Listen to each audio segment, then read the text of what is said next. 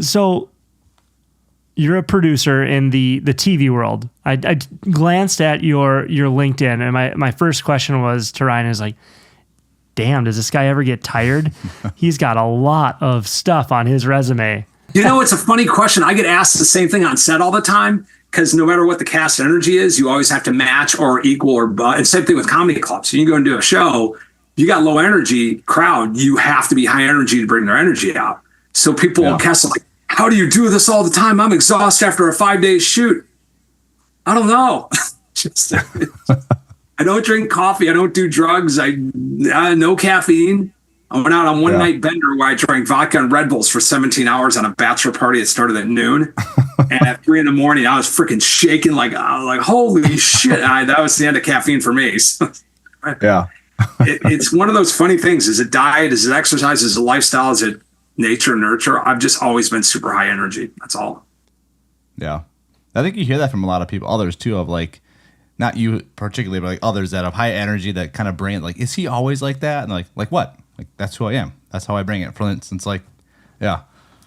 So if you come from an athletic background, I think I want to believe there's a correlation. Obviously, you'd have to do a whole thesis and a sample on it, but I think there is a correlation between growing up athletic or your parents putting you in sports where you have to constantly, you're playing a 50, whatever sport it is, it's constant. I got to keep my energy up. I got to go. And then I think it becomes natural and exercise and just keeping endorphins and testosterone. I think there is a correlation to that because I noticed my friends who didn't grow up as athletic or as sports centric all seem to struggle a little more in the energy department versus those that are like, oh my God, I played grade school, high school, college sports. And I always afterwards remained active. They're like, we'll probably be the ones who just fall over though at like 70. Right. Another reason to put your kids into sports. You know what? There's a lot to be said for it. I think it's a great thing. It's a lot of trips to the emergency room, but what are you gonna do? We're currently on the no more stitches rule. If we can avoid going in to get stitches for thousands of dollars at a crack, we'll be good in this household. Yeah, smart. God, I love content. I could talk to you guys about idea development all day long. That is where my brain is just candy. So would you say that is your passion is idea development? I'd say passion follows nature and nature follows passion. But I've been one of those people that I always was creative from the time I was a little kid. And it's like you're trying to keep up with your own brain. And sometimes I'll just be sitting in a room and I'll have an idea and I'll burst out laughing or say, people are like, what? I'm like, oh, my brain is just entertaining me. And it's like I'm an audience to whatever's going on up here. I'm like, oh, where the hell did that come from? But yeah, idea generation is definitely in my industry. They're like, bring Brian and he's the idea machine. So if I had to develop shows for people or you guys as an example, whatever, somebody will come in and say, hey, I got a ball. I'm like, great. Here's 100 ways that we can take that ball and change it or mold it or a pile of clay. And it just starts coming and coming and coming. And it's tough to shut it off, to be honest with you. But I love it. So for those that haven't looked at that decade-old LinkedIn that you've got out there, what is it that you do currently? And can you tell us a little bit about your background? Sure. I am a television producer. Now, that term can have a million different things, but for the layperson, I direct, field produce television shows. So I'm in television production, technically a producer. Sometimes they call me a director. Sometimes they call me a supervising producer. Just some shows I'm executive producer. So the easiest way to say is I'm a film and television producer. I specialize in television production, and my niche currently is reality-based, talk show-based, magazine-based, non-scripted. Non-scripted. Okay. So more on the reality TV side of things? Yeah, TV, film, and it's interesting how the industry has become so homogenized. It used to be television and film, but now you have films on television. And now you have television miniseries that are like a film, like Game of Thrones. The whole industry has gone into this wild hybrid version. So we've the line of demarcation now is scripted and unscripted. And scripted is anything that you literally have a screenplay, paper, writers, WGA, Writers Guild Association. Then you have your scripted. So it immediately you'll tell anybody pitching a show, this is not a reality based, it's not a talk show based, it's not game show based, it's scripted, meaning it's heavily produced. And as produced shows, non-scripted, are your reality-based, your docu-series, your documentary. It's real people. And even though there's that suspension of disbelief, reality-based is you're watching people just talk, being themselves. Their characters are themselves. So non-scripted, meaning we're not scripting the talent on the show. Sure. Got it. So how and when did you get into producing? So I know you said you were, as you were kind of growing up, you've always been very creative. You've been an idea guy. Like going into college, is that what you knew you wanted to do? I think for everybody, especially your audience and people in general, one person once said, everyone has ESP, but 99% don't follow it. Meaning if everybody looks inside themselves, there'll be events in the world that you'll go through, experiences that will touch that nerve. And most people just either ignore it or go, oh, that'd be great. And then so for me, my first foray into entertainment was through athletics, of all things. And I was a competitive water skier and show skiing in Wisconsin, which is, you guys from Wisconsin, water ski teams everywhere. We put shows on. And on one show, I got hurt and I couldn't ski. So the show director came up and said, hey, we have nobody to announce. We need you to go announce. And I was like, hold the microphone and stand up in front of an audience, or you out of your freaking mind. I'm a skier, competitive athletic guy. So I say no.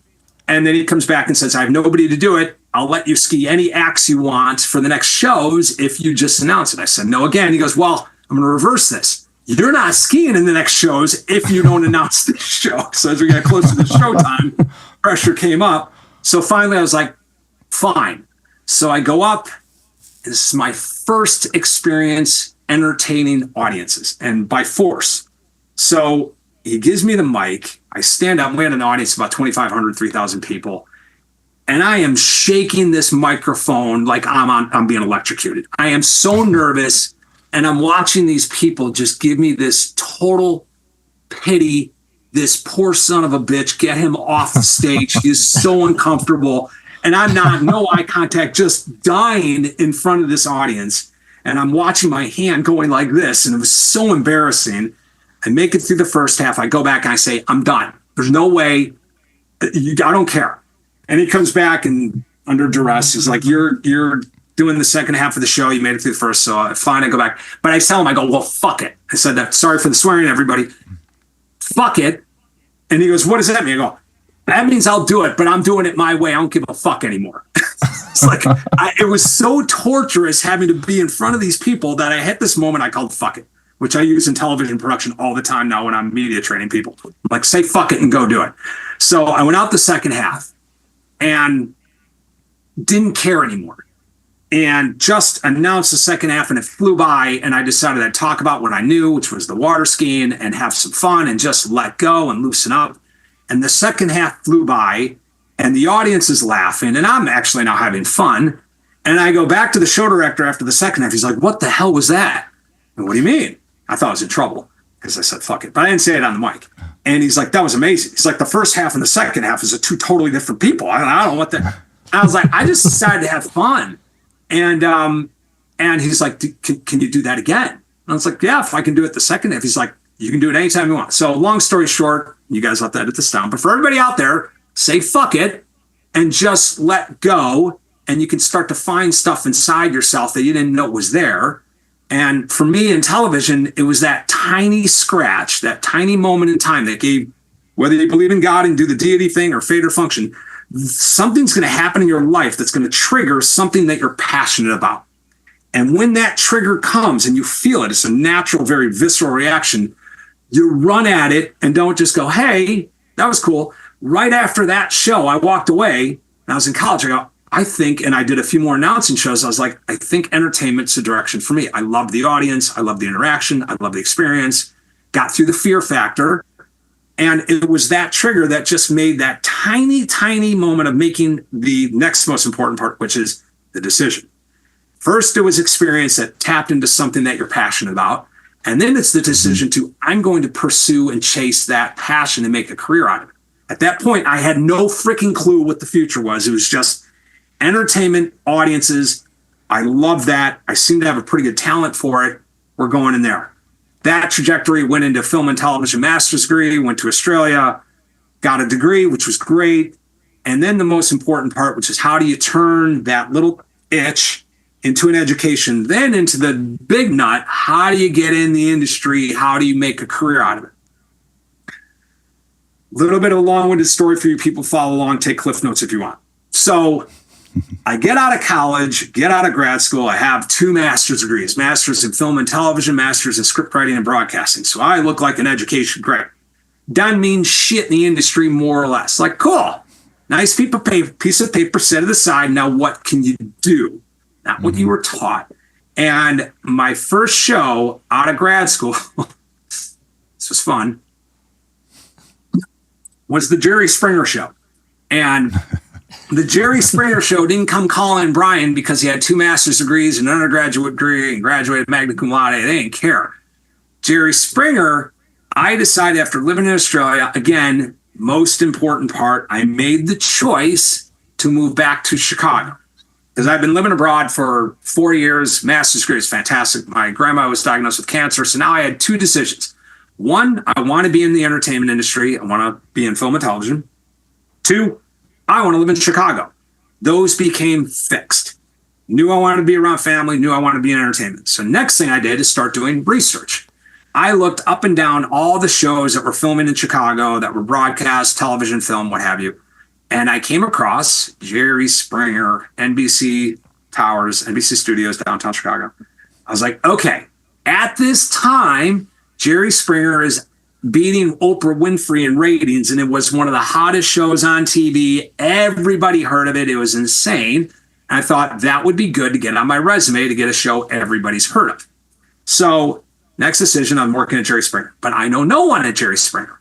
So I call and do a ton of research to get the production office's phone number, where I then spend about the next month getting to know the receptionist. And I call and ask them, we have nothing available. Great. I got to know her name. Like, I'm going to call you once a week, just so you know. And she's like, okay, just find out if anything's new is opened up. Call, talk about the weather, anything new, no, talk about whatever.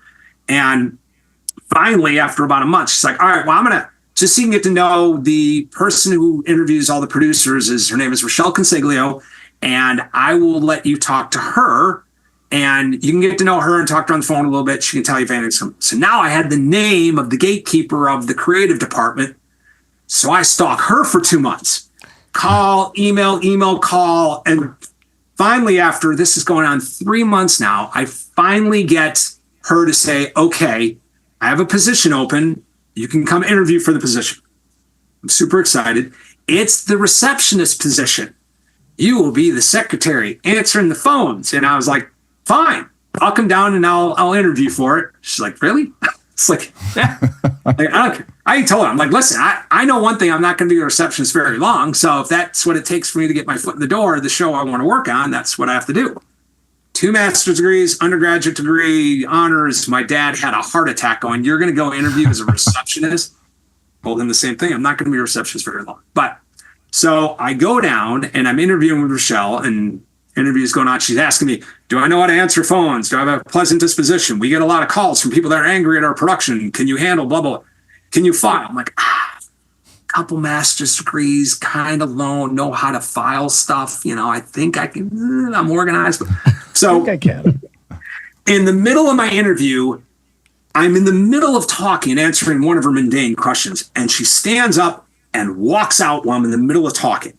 And I'm standing there going, what did I say? I must have just pissed her off. So she didn't say anything. She just walks out of the room. I was like, okay, well, that didn't go over well, I guess. She comes back in with some burly guy who's got a big freaking mustache, cheesy beard. They sit down, and he just sits off in the corner. He's got his arms crossed. And she's go on. So I don't know what the hell I was talking about. I'm like, file, something. She's like, well, tell me a little about your personality. Richard Dominic is his name. He'd like to meet you. So blah, blah, blah. I talked to him. He looks at her and goes, nods, walks out of the room. All right, does that mean I'm a receptionist? Well, what the hell does that mean? She's like, all right, Brian, I have to tell you, you're the most persistent person we've had apply here in months. And she's like, The fact that you came down to interview for a receptionist position, I thought for sure you'd just say no to that. She's like, I can't believe you came here to interview for that position. She's like, but we're not going to hire you as a receptionist. I was like, I freaking screwed this one up. We're going to hire you as an associate producer. Like, what? The hell's an associate producer? But it's got the word producer in it, so it sounds pretty good. And she's like, it's not a position we have available right now, but we're going to make a position for you. So she's like, I think you have what it takes. She's like, I just want you to kind of come in low key, just because there's a lot of people who are, it's called PA, production assistant, people that are just interns that are all working to try to get up to this level, but you just jumped above them. So just kind of come in and just get to know everybody and like, wait, I'm hired, right? So I walked out the door. I got home. I'm gleaming. I'm glowing. My dad's like, so how'd your receptionist interview go? I got the job. And I told you I wouldn't be a receptionist very long. It's like, what? Like, I'm an associate producer. I'm starting for X and I'm full-time. He's like, oh, like, there you go. So the moral of that long story is how I got my foot in the door. And this is for everybody to know, no matter what industry you want to go into, no matter what passion you're pursuing, the most important thing is to make the choice to say, I am going to do this. And have some talent at it, for the love of God. Don't be like 5'2" and say, hey, I'm going to be a freaking tackle for the Bears. It's not going to work out. But if the things that you're passionate about genuinely correlate to a career path that'll work for you. So for me, my whole career path was predicated on one, stumbling into something that tickled something that I was passionate about that I had a talent for. Two, making the decision that that is going to be my career. Three, taking actions and just never, ever, at every Oscars, you hear this, never, ever just say, okay, well, I tried, I failed, that's it. Which I watch this entertainment industry spit people out every day. And it always happens like this. To use a metaphor. Somebody walks up to the door is the entertainment industry. They knock, nobody answers, they go away. Maybe they come back a week, a month, a year later, and they knock again. Oh, nobody answered. Well, I'll go work at Starbucks for the next year. I'll go get a corporate job. Or somebody answers, tells them to get the hell off their lawn. Oh, well, that's it. Failed, I tried, and they're done. And then there's the one comes up and knocks and they don't answer and they keep knocking and they don't answer. And then they camp out on the front lawn and they finally answer. They tell you to piss off and then they go camp out on the lawn again. Then they come back again. They start throwing eggs at you and you go, knock again. And they're always very nice. I'm not leaving till I get in. And I might be out here for 20 years, but I'm coming in this freaking house. And 20 years later, those are the people who you see the credits on TV. They're the ones that are successful. They're the ones that, quote, made it in their industry. They just never give up. And it's really just a choice. It's not luck. And everything you're saying aligns so well with what like we believe and we preach. Like I think our last 2 episodes we've done is what? Fear or getting over what other people think of you. So the kind of the fear of what are people going to think if I do chase my passion, and then getting past the gatekeeper, which is right up your alley, of how do you build that relationship with that gatekeeper and being persistent and building those connections beyond that. I mean, that's great. Fear is the number one motivator and demotivator of people on the planet. If you want to watch in today's, I don't care if it's political, I don't care if it's professional, I don't care if it's personal. You want to watch what truly triggers people to act or not act. It's fear. And I use this analogy with people a lot of times so they can understand the world we're living in and what's happening. If I want to motivate you to do something, if I'm an honest, genuine person, I'll do it through benevolent ways. I'll do it through compliment, I'll do it flatly through teaching. And it takes longer, but it's the right way to do it. But if I want you to do something fast and quick, and I don't care about you at all, I will use that psychological manipulation of the tool of fear. And I will get you to do what I want you to do really freaking quick under duress, but you will do it. If I'm a robber and I want to rob your house, I can do one of two things. I can go up to your front door and say, hey, I buried $1 million out in that park over there, and you can have it if you can find it. And you'll go inside and have a sandwich and hang out and go get a shovel, call some friends and take some time. And sooner or later, you get over to the field and you'll start digging. You might do an hour or two of the day and you're going to come home. Great. Now I can try to rob you in that hour, but I want you out of your house in 5 seconds. I come up wearing a freaking gas company suit. There's a gas leak in your house. There's a good chance it's going to explode or light on fire in the next hour. We got to do an inspection. Your ass is out faster than freaking wind, and I'm cleaning you out, and you didn't even know it. So in our professions, and this also happened, I still go through it all the time. Fear will constantly come back. And even having done very well in entertainment, one of my personal passions I originally wanted, which is why you see Flappers Comedy above me, was comedy. So I always wanted to go down that road, and I got the easier path of television production, but I did stand-up when I was in my 20s. And I got chickens thrown at me from a comedy club, rubber, thank God. And I was like, that's it, I'm out, go back to entertainment. It's safer. And it's safe, it's good, I'm good at it, I'm creative, I have a ton of ideas. But comedy was, and the fear of that rejection of the live audience. Now, I could go on any show, I could stand in front of 10,000 people. Comedy is a very unique beast because you get rejected every 10 seconds when you throw out a punchline. And it is really freaking hard. So in my own little world, I was always going, okay, we have to go back to our roots. And I have started going back, even in my own little world. Does fear still stop me? Absolutely. Absolutely. But it's still going, okay, learning from my own experiences and going, fuck it. So I'm back to doing comedy, back to doing my own thing on the side. And you'll see me at a comedy club here and there around the US. But it took me a long time to get over the fear of that audience live rejection of comedy to get back up on stage again. Yeah, and how much that helps you grow too. Like, I'm sure some of that's helped you, your growth in the production industry too, and all of that. Just when people run from fear, that's the easy way out. It's comfortable. And then they take this path of life where it's okay. You know, you're 10 years down the road, it's okay. I had a passion I wanted to chase once, but I didn't do it because I was afraid of people were going to think, or what if I failed? And that whole fear-based is very interesting. Failure is a decision, not an outcome. And it's a funny thing where I failed once. Oh, well, can't do it again. Yeah, because I already tried and I failed. Really? And I did exactly that. And it's only through that failure going, oh, I used that as a crutch, so I didn't have to do it again, so I wouldn't have to. But success is a result of failing over and over and over again. And I found myself beholden to that going, oh, yeah, I never really failed. I gave up. There's a big difference. Right. Yeah. So one of the questions we actually had written down previous to this was to ask you, what would you qualify as one of your biggest failures throughout your career? And how did you bounce back from that? Comedy is without question the number one failure. Why? Because it's the one thing I did my first stand-up set at 19. And I walked off and it was a miserable failure. And I was great with the water ski audience. So I was like, I literally thought this, well, I'm terrible at comedy. So stick with announcing, stick with production. But this little voice was like, and I kept writing ideas because they just kept popping in my head. So, and the thing is it's interesting to me, entertainment industry is massive. And it's like playing an instrument where you might have a gift to play the guitar because your fingers are just that agile, but you're stuck playing the piano. You're in the music industry, great.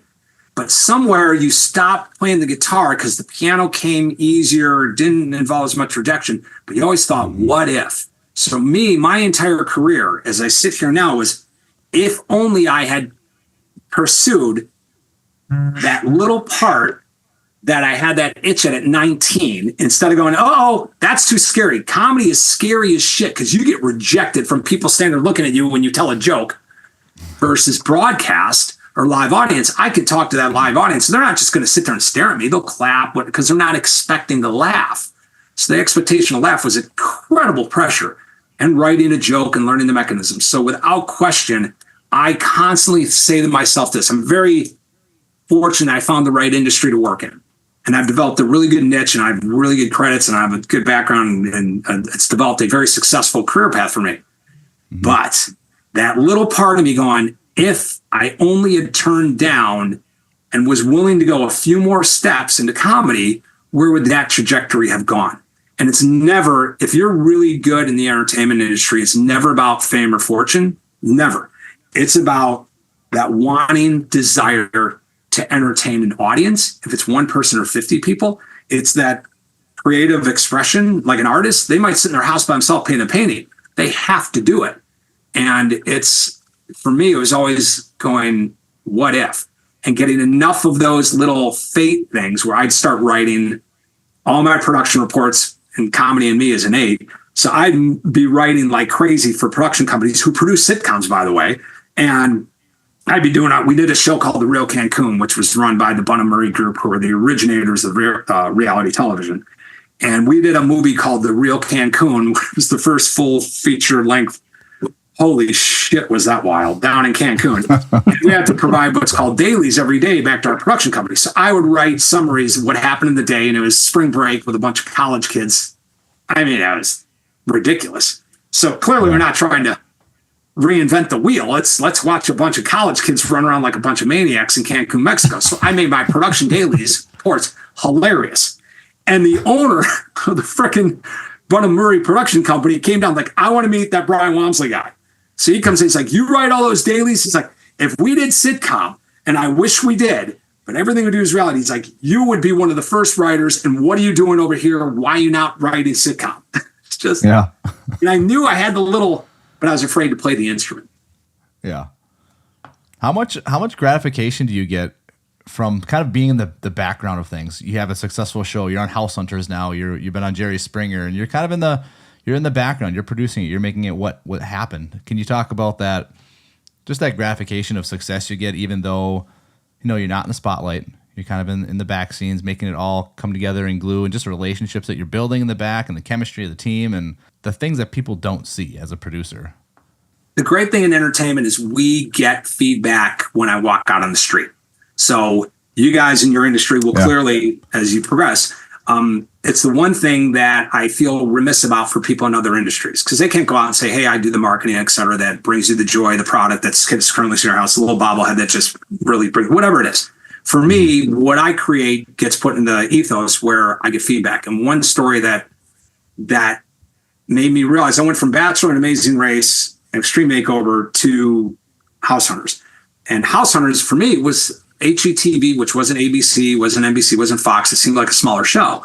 I thought, okay, it's not going to be as big of an audience. And I was in Rhode Island in a park filming a small scene, and a bunch of kids ran up, high school kids, and we had our camera and our cast out, and they asked what we're filming. Of course, I'm thinking this is one of the first times. I'm like, they're not going to know what the hell the show is, but I'll tell them. Like, we're doing a show for HGTV called House. They go, Hunters? They finished my house. I was like, yeah, you guys know the show? We love that show. We watch it with my mom. We always try to guess which house the people bought. I was like, holy crap. High school kids know House Hunters? And it's, for me, the satisfaction for anybody, but for me specifically, is when you're out in the world and you get to see people's faces and have those conversations when they find out what you do. And they immediately, I was sitting in the doctor's office waiting, and I was waiting for test results, and looked up on the screen, the House Hunters were there, and I was able to lose an hour of not worrying just to watch a show that just made me not think about it. And my mom and dad calling me up, hey, we're watching one of your shows. Tell us which house it is. Your mom's in the bathroom. I got to know which one. I got to be the one that's right this week. Come on, give me that. I won't tell you. And then she'd come on. All right, your dad went upstairs to change his shirt. Which house did they buy? I want to get this one right. And you feel the connective tissue, and the greatest joy in our worlds isn't just the materialistic, and especially if you're past that, it's where you feel what you're doing connects to people in a way that's important to them, and you get to feel it come back to you. So the great thing in entertainment is, even Jerry Springer, oh my God, it's the one true joy that you get in the present from what you do with your time that you are financially compensated for, is just knowing that you're impacting people in a way that brings them joy, for me, in entertainment. And there's no words. It's just one of those where you're going, I am doing what I was on this earth to do. And the passion I give out is passion that comes back. And those two meeting points is what, in my opinion, is professional happiness. It's not a number. It's where I'm achieving my purpose, and that purpose is creating joy in other people's lives. So for House Hunters, I'm curious, what does your day-to-day look like, and what are your responsibilities? House Hunters is a unique beast. On every show I've ever done, there's always a different Hey, you're a producer. All right, I'm going to be an editor for 6 months, 3 months, 4 months.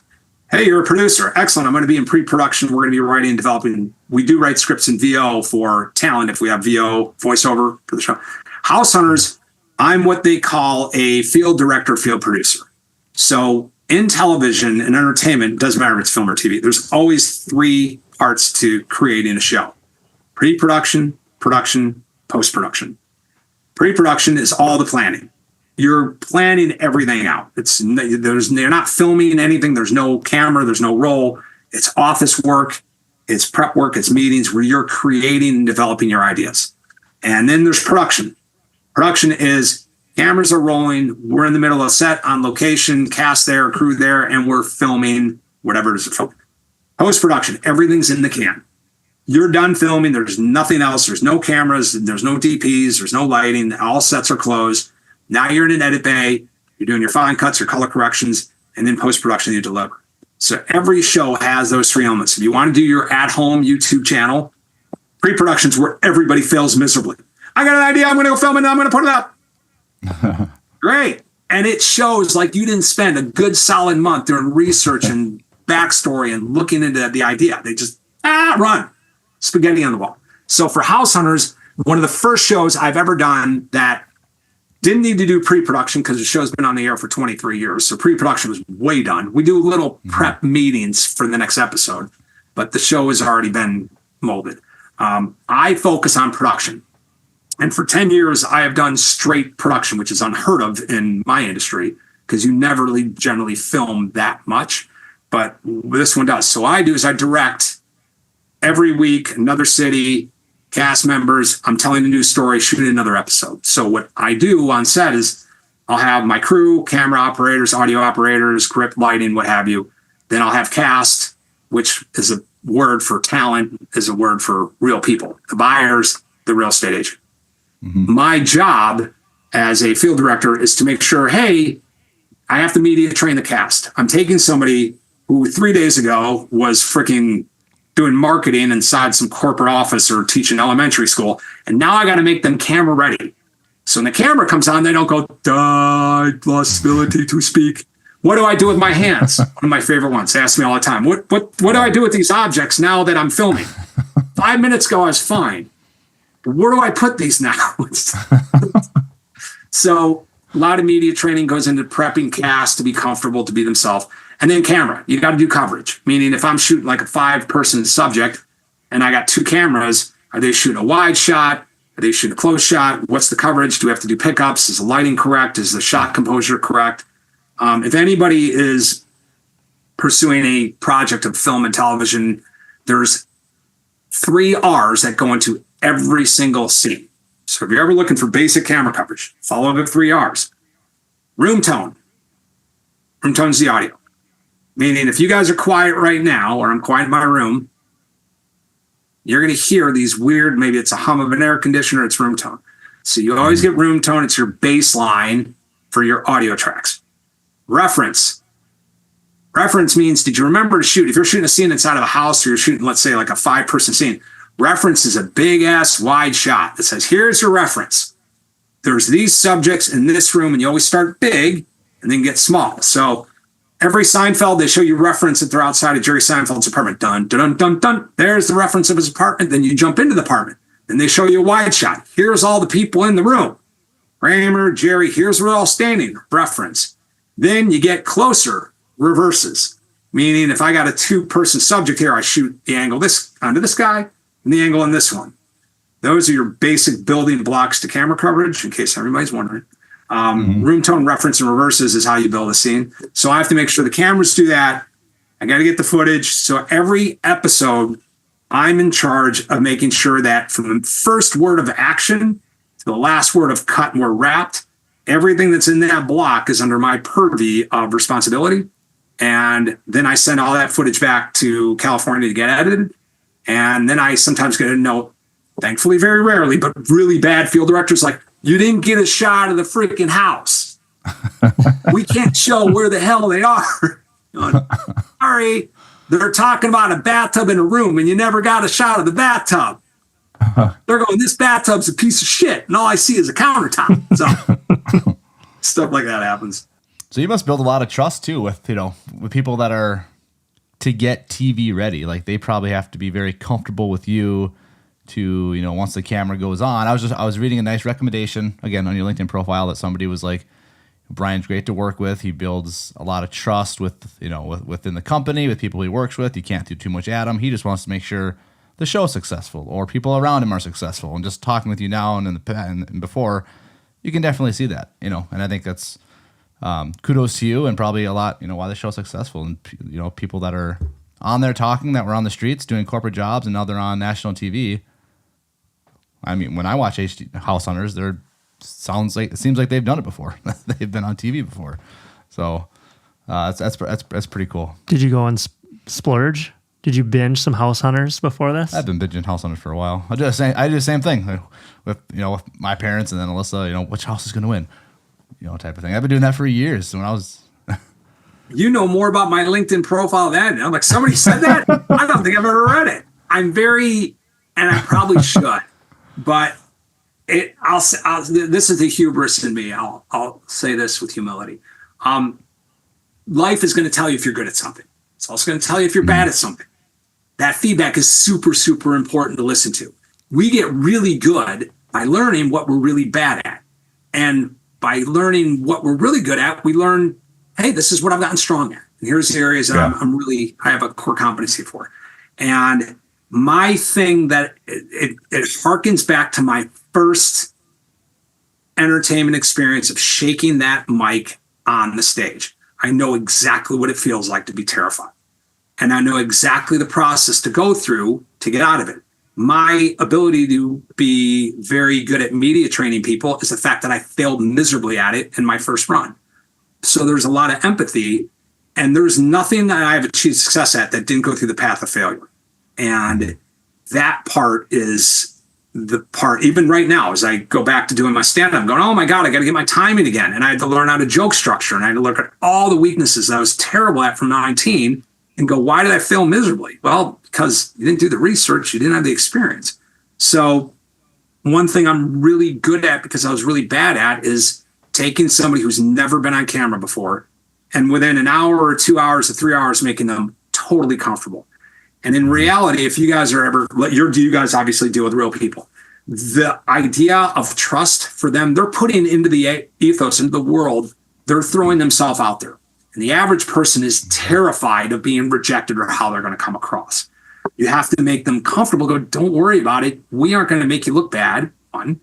2, we're only here to tell your story. One of the biggest epiphanies every single reality show, but House Hunters specifically, when I get on set, one of the first things I do is I tell them I'm here to tell your story. Not here to produce it, not here to manufacture it, not here to pretend something's real that isn't. Tell me the real things you went through in buying a house. And the interesting thing is, every television show is a story. Every episode of House Hunters is a story. And everybody who buys a house has a story. They've gone through something to get to the point that they're buying that house. Downsizing, upsizing, first house they ever bought, got dumped by their ex-girlfriend, whatever. They all have a story. And it all is based with emotions that the real people can relate to, whether they bought a house or not. So it's a game show, but it's also their story. And if you want to get the trust of people, the first thing is, getting them to trust you. If they're telling the real story. Scripted, totally different ballgame. I can come in and be like, listen, you're about to be a douchebag, and you're the nicest guy in the world. You're the nicest guy in the world, and I'm going to make you a nice guy in the world in this script. And that's why a lot of people who love scripted, as I kind of do, they get to take who they are and then become something completely imaginary. The problem, and here's a funny little true story insight, which became pretty well known to you guys. I worked for E for about 7 or 8 years, and I don't even know if that's on LinkedIn. And in my E experience, we did a ton of celebrity interviews. And we interviewed Christian Bale. They do it as PR packages for releases of their movies. So we interviewed Heath Ledger and Christian Bale after Dark Knight finished production while they were doing their PR tour for promoting the show. And it was some of the scariest interviews I've ever sat in and done in my life, because there's characters and actors who method acting, they become the character. They literally train their brain to think and feel like the character. The problem Christian Bale and Heath Ledger talked about very openly is their inability to get these voices that they trained into their brain out. Christian Bale was coming out of it. And he's like, I'm getting better, but all I would think about is I'm Batman. I'd wake up and I'd have this voice. And Heath Ledger in his interview was scary because he was schizophrenic and he knew it. He's like, I've made myself schizophrenic and I can't get these voices out of my head of the Joker. And he was speaking very openly about it, so much so we were like, oh my God, do we air this interview? Because it's actually really hard and sad, and it's good to learn for actors that they put themselves so deep into a role they can't get out. Ultimately, we all know what happened. He couldn't sleep at nights. He was expressing how he only can get some sleep by taking Valium and other things, and he OD'd and died. And if you ever watch, again, The Dark Knight, you see the reason this guy was amazing as the Joker is he became the Joker, and he couldn't get him out.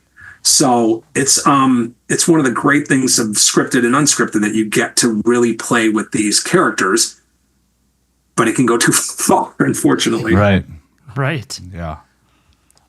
I've never heard that side of that Heath Ledger bit before. Common knowledge in LA, so you think everybody knows it, but especially you're right around. But yeah, that's why he died. He could not get that character out of his head. So it's. Oh. So my thing that I know I'm loquacious and I know I tangential and I know I tell stories. It's probably why I'm a good storyteller. But to answer your question with brevity is that essentially for me, the joy is just bringing that out in people, and the trust and letting them be their own characters is where they come across well on TV, and why you see House Hunters and you're like, oh, is that the real person? Yeah. There's somebody behind them getting uncomfortable. That's all. You may have just answered it, but what would you say your superpower is? Would you say that's storytelling, or what makes you successful? It's everybody's superpower is getting in touch with this, and I'll say this to me too. It's a superpower in progress, but it's number one is knowing what you're passionate about and where you have talents. Number two is overcoming the fear to pursue it. And that is everybody's superpower, but it's everybody's kryptonite because we all fall into the latter. It is freaking 99.9% terrifying. And we get to watch the 0.01% who run around on this planet, who run at something they're totally passionate about without fear of failure, without fear of injury, whatever it is. And ultimately, they are always the ones successful in an industry. They understand what they're good at. They understand their core competency. No, they always have room for improvement. Everybody. We all start as a freaking ball of clay. And they go, wait a minute, I'm 6'8", got really good hands, got ridiculous freaking springs. I might be able to play in the NBA. They didn't just walk out because they're 6'8" with good hands. They're like, now I got to work on the craft. I have this natural ability. Every person is a character in the real world with this set of gifts, talents, weaknesses, strengths. There's only one of you. When you got this little thing running in you, you can pursue failure, you'll find success, which means you might, whatever little things you guys or whatever thing you're passionate about, you go out into the world and you try things, and you'll find the one that scratches that little itch. You go, oh my God, I love that. It could be horseback riding, it could be skydiving. It doesn't matter. You'll find it and it'll resonate with you. Then you make the choice of pursuing a career out of it. I don't care if you're 20, 30, 40, or 50. You can go, hey, time to change gears. Gonna go try this. Do you got the nuts to do it? Probably not. But if you do, there is another direction. There's a quip. I have this on the top of my resume. Thankfully, I haven't used a resume in a long time. But it's experience is not what happens to you. It's what you do with what happens to you. And that's that. All that crap on my resume is yesterday. Today, I have the ability to make choices. And tomorrow, it's going to be a reflection of today. So what I do with all of that stuff is up to me. And I can do nothing. I can go sit on my ass. Or I can do something with it. So That's strong stuff, Brian. Well, it's a lot of failure that went into this interview. I'll tell you that. No. No, we appreciate all of this. And I think it's that's our audience. That's who we're trying to get in front of and help them pursue this. And I just think what you've shared today, if it and that's kind of our thing. If this helps one or two people that are listening right now, that's awesome. If it helps 10 more, fantastic. But if this can help that one person, like, I can say, fuck it, do it, pursue it, make that decision and go for it, and not get over that fear of what others are going to think about you. I mentor some students from my grad student. Every time I go down and I do They ask sometimes if I'll come down once a year and actually do a little how to break into the industry. I always include this metaphor story because it's so relatable to everybody in every single day of their life. When you are considering a career, you take the same approach you take to accomplishing the most remedial tasks. Vis-a-vis, I'm going to make a decision today to go to insert destination X, we'll call it Timbuktu. They want to go to Timbuktu. Do you know where it is? Do you know how to get there? You want to go, might be something great.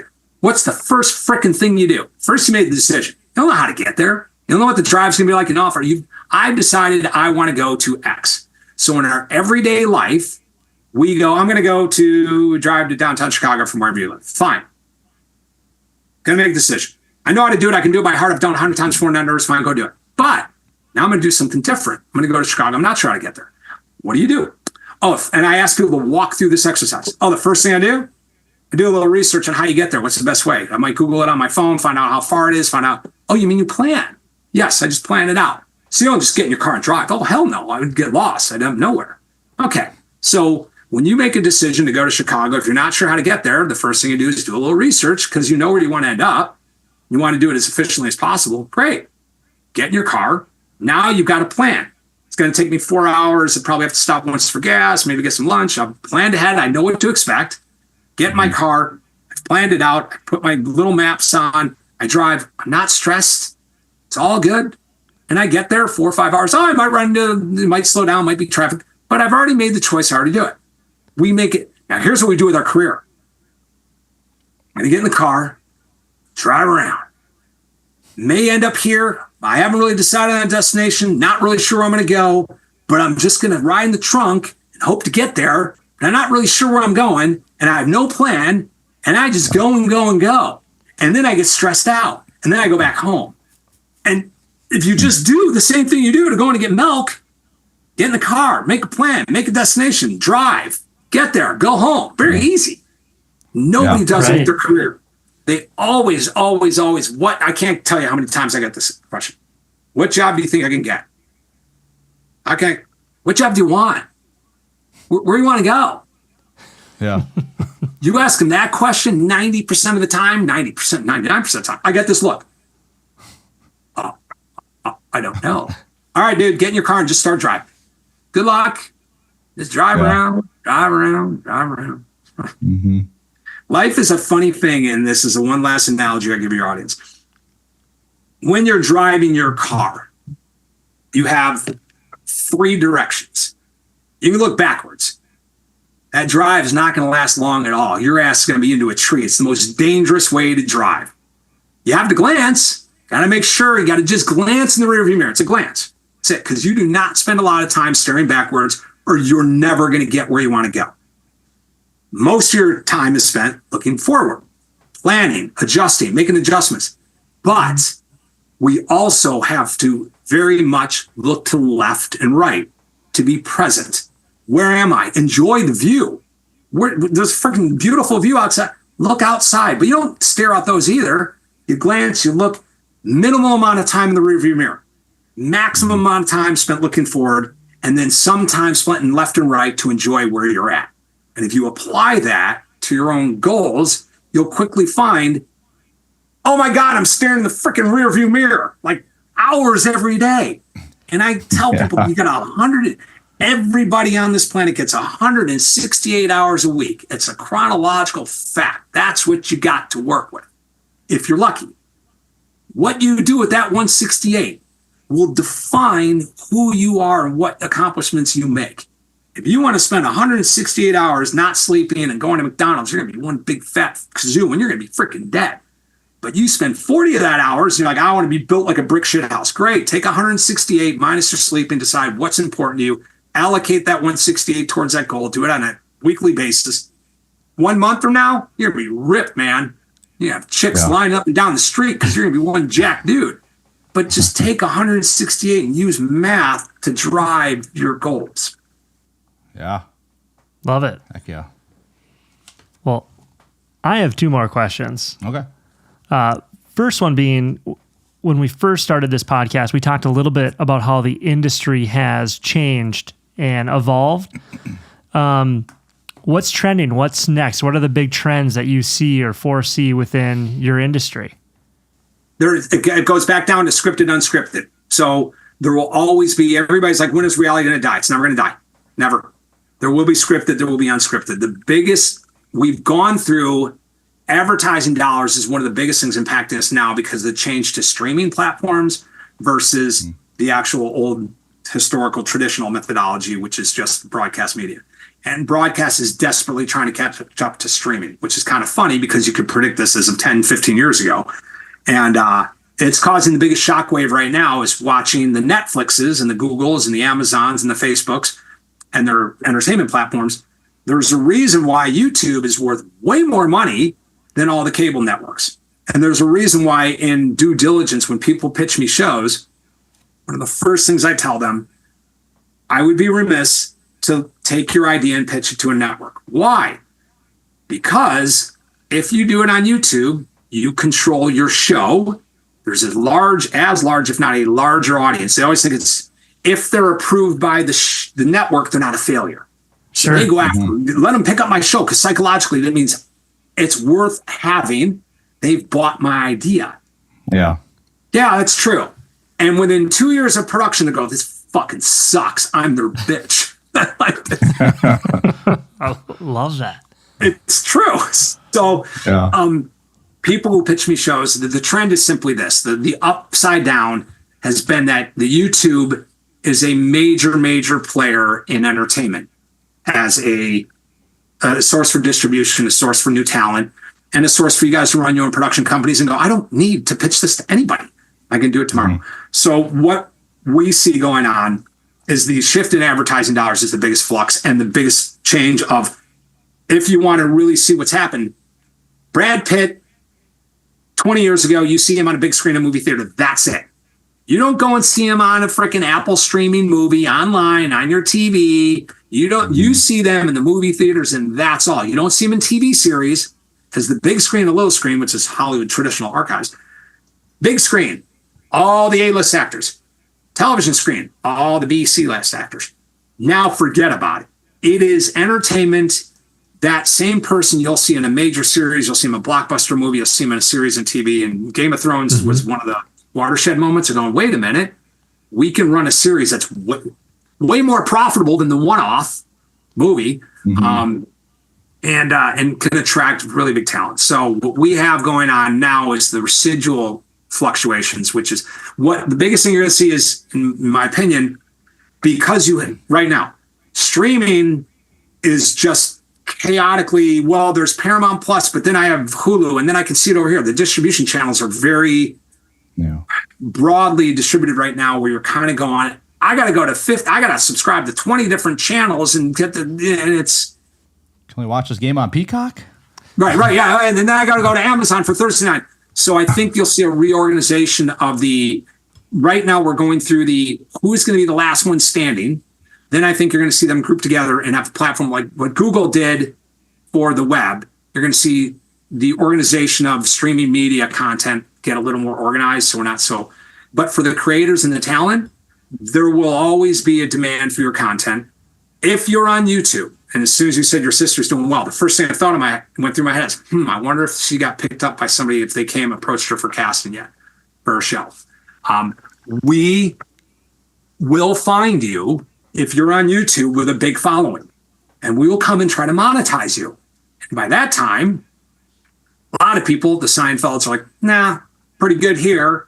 Own production company. I don't need to, I'll sell it to Netflix, but we'll let them distribute it. But I own my show. So one thing people need to know is when you pitch a show to almost any network, unless your name is Mark Burnett and you have Survivor, you pitch that show, we buy your show. And when we buy your show, we can fire you from your show, keep your show, get somebody else to go host it. We still have your show. You lost your show. You have no rights to your show. We hire you to host your show, but that's it. So that's why I tell people, don't sell to me. Do it on YouTube. Learn how to do it. Teach a man to fish.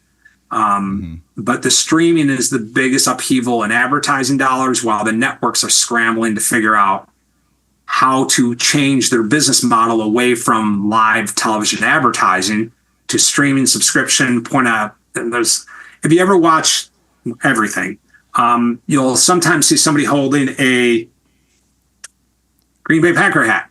Hey, whatever. When you see this on TV, just insert product here. That means Green Bay just paid that production company a shit ton of money to get a product placement deal. So they're seeing a big shift trying to get advertising dollars out of product placement so that there's not paid for advertising, and they're changing their whole business model. So that's the biggest thing you're seeing. But for content creators, I just tell them, go back to one-on-ones. Just keep creating, go to YouTube. It's your number one platform. There's fantastic resources. If you have 10,000 subscribers, they have studios, one right here in LA, that you have free usage of the studios, and they have producers on staff who will help you because you are their content. Yeah. So that's just, if you're a content creator, keep with the streaming platforms. Got it. So you had one more? I got one more. Go for it. Is there anything that you thought we should ask or we were going to ask that we didn't, that you think is pertinent information that you want to share with the world? Number one thing people need to do is, how do I create an idea? Sounds simple, right? Hey, I got an idea. Yeah. Is it a good idea? Is it a bad idea? Or, because a lot of people, it's like asking somebody, this is the number one thing that can help people, because it's where do I come up with the starting point? Like, how do I even start? And ideas are hard. I now appreciate more how hard it is for some people to come up with it. So the one thing I tell people, if they want to create, if they want to be in the entertainment industry, want to create your own content, your own podcast, what have you, pre-production. What does that mean? It means if I want to do a show, I want to do a show on YouTube. Great. Where do I start? What's your niche? I'm a real estate agent who plays soccer and I have 5 kids. Great. Your show is probably going to have something to do with real estate. If you're going reality based, you can do non-scripted, which means throw it all out the window. But if you're doing scripted and you're going to do reality based and you're going to be your own talent, start with what you know and what you have. You already have a niche. I'm unemployed. I have nothing. Great. There's your show. How do you go from unemployed and have nothing to building a life for yourself? Document it, make it fun, storytell. There's your niche. I live in Green Bay, Wisconsin. I'm a Packer fan. I've gone to every game ever, and I can tell you every inch of the Lambeau field. Cool. There's your niche. Here's my insights on how to tour Lambeau. Here's the best times of year to come. Here's where to park. Here's some of my funny stories, blah, blah, blah. So we all have a niche. It starts from within. How to is one of the greatest niches for the average person to give to their audience. And that doesn't mean you have to know how to do it. I weigh 5,000 pounds and I'm desperately trying to lose weight and I fail miserably. Great, document it. Share that with your audience. Go through your own weight loss journey. You do not need to be an expert. You can fail miserably. Share your failures. They will fail with you. They'll learn from your failure. So we all have a niche. It's where does that idea start and generate from? It starts from within. One girl, this can be helpful for people. We did a social media star interview at E! And we went through all the people. PewDiePie, I don't know if you heard of him. He's making $1 gazillion talking about video games. Yeah. Have you guys heard of Hannah Hart by any chance? It's okay if you That haven't. sounds familiar, but I like sharing this story because it shows how one girl, if you watch and track her journey, if you just want to do research on how you can, she was a lesbian living in New York. She moved to LA to pursue an acting career. She's like 20, 21. Left her girlfriend back in New York. She said, I need to pursue in this new angle. Came out here. One of her favorite pastimes with her and her girlfriend was to drink in the kitchen, get drunk, and freaking cook together. She missed her. So she started creating videos on you, just creating videos. She posted them on YouTube to share with her of her getting hammered in the kitchen and she's like cooking tacos. And she's a terrible cook, do nothing but really dynamic, funny. And the best thing that I take from her that I tell other people, the first thing she did, her first video she made for somebody, she was totally comfortable being herself and was able to be free talking to the camera and just create this video. She's like, we're drinking wine tonight and drinking tacos. And you watch her get hammered creating these tacos. And she talking to the camera. It was hilarious because she was talking to her girlfriend. She posts online. Next thing you know, everybody's starting to watch it. She's like, wait a minute. There's the itch scratched. I have a niche for talking to an audience from She builds an entire brand called My Drunk Kitchen. Look it up on YouTube sometime. Watch her very first videos. It's like butter your bread. Hilarious girl. She now writes books, cooking books, which are hilarious because she's not a good cook. And she does speaking engagements. She's sponsored by Food Network. Her entire house is now this massive kitchen. It just started from this idea generation of here's what's naturally happening in my world, and built it. So if you're looking to start a show, find something that's in yourself. Follow the very important part of post 3 times a week, not once, 3 to 5 minute videos. Keep it short and simple. That's your basic foundation for any show. And the other part, which Hannah teaches you and I'll teach you, talk and make your first video not for broadcast. Make it for a friend, somebody you implicitly trust. Make it just for them because you'll watch your natural voice come out. So speak to the camera like you're speaking to your best friend, roommate, mother, whoever, and make it short, 3 to 5 minutes. Plan it out, make it short, send it to them. That's it. That's the one thing that can help everybody if they're going to go down the entertainment road. Love it. This has been amazing. I could sit and talk with you for a very long time. Next, we'll talk on dating advice. Hey, let's do it. All right, guys, I'll let you go. I know it's been a long one. I know I talk a lot. So No, this was perfect. Awesome, we Brian. appreciate you coming on. We appreciate the time, and thank you so much.